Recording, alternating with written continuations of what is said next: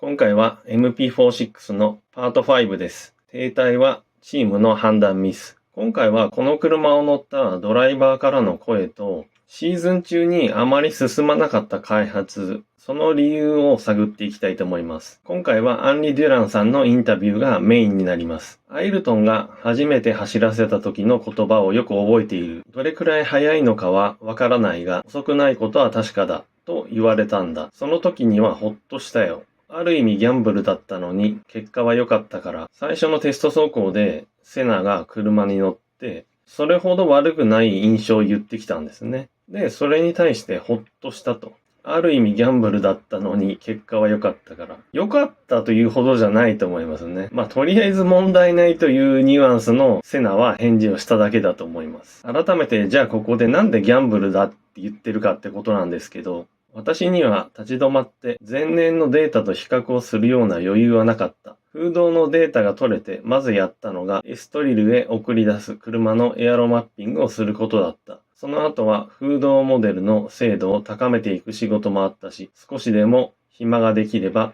風洞そのものの改良をしていた。ここに大きな問題が2つ含まれていると思います。まず、前年のデータと比較をする余裕はなかった。これは何度も言ってる通り、フードが完成してないのに車を作ったから、そんな時間はなかったからです。ですけども、前年の MP45 との比較データがないわけですから、車のどの部分が良くなったのか、どの部分が悪くなったのかっていうのが何にもわかんないということですよね。それでは、ここから開発を進めるにしても、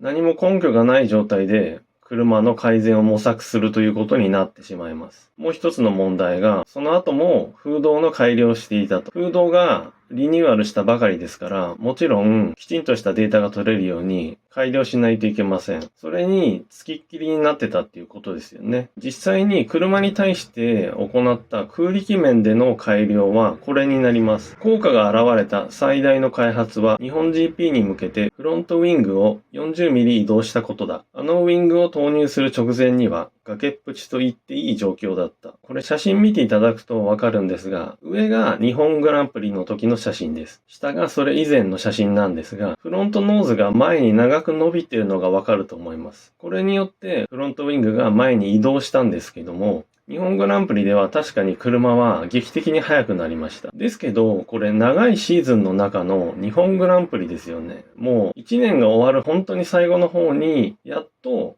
ラップタイムに直結するような改善がされたっていうことです。もちろんシーズン途中でウィングの形を小変更したり細かい改良はしてますけども、ラップタイムに直結する改善はここまで行われなかったわけです。なんで、じゃあここまで遅くなったのかっていうことなんですが、軽量化のプログラムもあって、そちらはニールが取り組んでいた。本格的に動き始めたのはイギリス GP の後ぐらい。ハンガリー GP でようやく軽量型モノコックを導入したんだ。どちらのプログラムも意思決定と指導が遅すぎた。結果として空力開発でも遅れを取り、前半戦はずっと車が遅かった。オートレーさんの方で車のシャーシを軽くするという改善に取り組んでいましたけども、これもハンガリーグランプリでようやく投入されました。で、デュランさん曰く、どちらのプログラムも意思決定と指導が遅い。で、結果としてと言ってますね。なので、チーム首脳からの明確な指示がなかなかなかったっていうことでしょうね。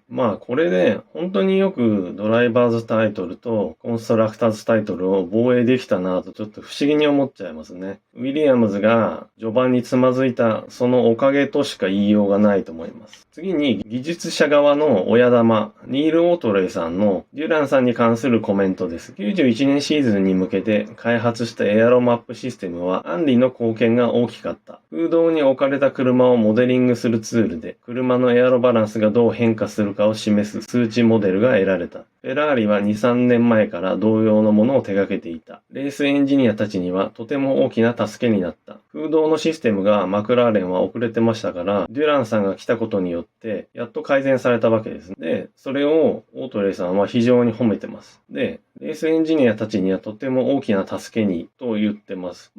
実際、そうなのかもしれないんですけども、エンジニアの皆さんのインタビューの中には別にこれに関してコメントはありませんでしたね。だから、オートレイさんと現場のエンジニアたちとの認識は何かちょっとずれてるのかもしれないですね。そんな感じで、インタビューを総合して考えてみると、こういうことになると思います。91年の方針に疑問。1、ホンダ V10 から V12 へスイッチ。2、フードリニューアルによる稼働停止と立ち上げ。3、マシンデザインコンセプトの変更。V12 への変更が変えられないのであれば、アンリの提案通り、前年の進化型で車のデザインをするべきだったのでは。不確定な要素が重なり、すべての開発が滞ったとしか思えない。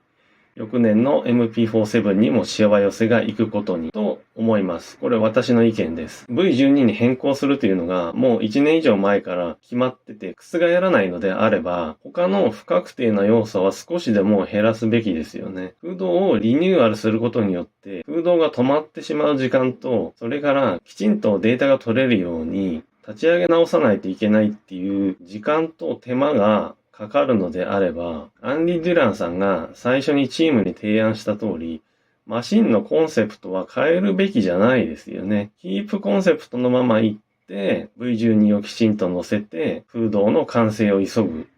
それで風洞ができたら、マシンの空力的な改善を進めるっていうのが手堅い作戦だったと私は思います。これ3つを同時にやっちゃったことで、結局どれも中途半端な感じになってますよね。で、それによって時間をどんどん後ろに押していって、翌年の MP47 の開発が全然できない状態になって、それで92年は惨敗ということになりますよね。なので、91年が始まる前から大きな判断ミスをマクラーレンがしていたと私は思いました。